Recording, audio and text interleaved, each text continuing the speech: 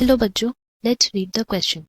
तो इस क्वेश्चन में हमें बोला गया है ट्राइग्लिसराइड्स कंसिस्ट ऑफ, जहाँ पे ऑप्शंस दिए गए हैं A as 3 fatty acids with 2 glycerol, B is 1 fatty acid with 3 glycerol, C is 1 fatty acid with 1 glycerol and D is 3 fatty acids with 1 glycerol. So इस क्वेश्चन के लिए हमारा की कॉन्सेप्ट हो जाएगा ट्राइग्लिसराइड्स, जिसको हम लोग फैट्स भी बोलते हैं। ना हम लोग जानते हैं ट्राइग्लिसराइड्स या फैट्स क्या है। Basically fats are stored and preserved in our body, and जब कभी भी बॉडी को बहुत इम्पोर्टेंटली ज़रूरत पड़ता है ऑफ एनर्जी एंड कोई अदर सोर्स नहीं रहता है, देन ये ट्राइग्लिसराइड्स यूज होते हैं। और अगर हम लोग बात करें उसके कॉम्पोजिशन की, then we can say that it is composed of fatty acids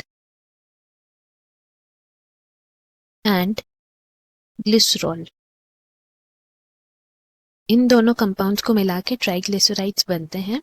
and usually अगर हम लोग बात करें अमाउंट की, तो फैटी एसिड्स के अमाउंट जो है it is 3 fatty acids and 1 glycerol moiety मिला के ट्राइग्लिसराइड बनते हैं।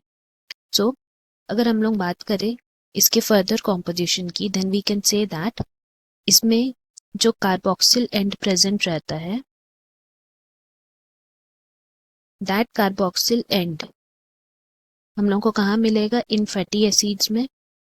तो ये फैटी एसिड्स के कार्बोक्सिल एंड ग्रुप जो है वो कंबाइन करते हैं विथ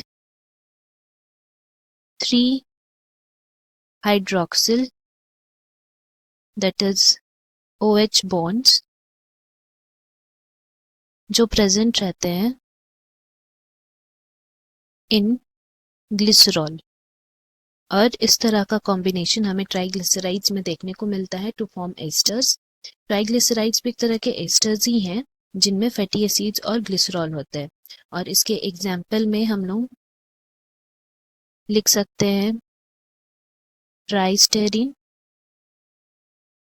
जिसमें 3 स्टेरिक एसिड्स होते हैं, एंड एक ओलियोडिस्टरीन होते हैं which is a kind of oleic acid with 2 units of stearic acid. So अगर हम लोग बात करें ट्राइग्लिसराइड्स के फंक्शंस की, then we can say that they are mostly found in our blood.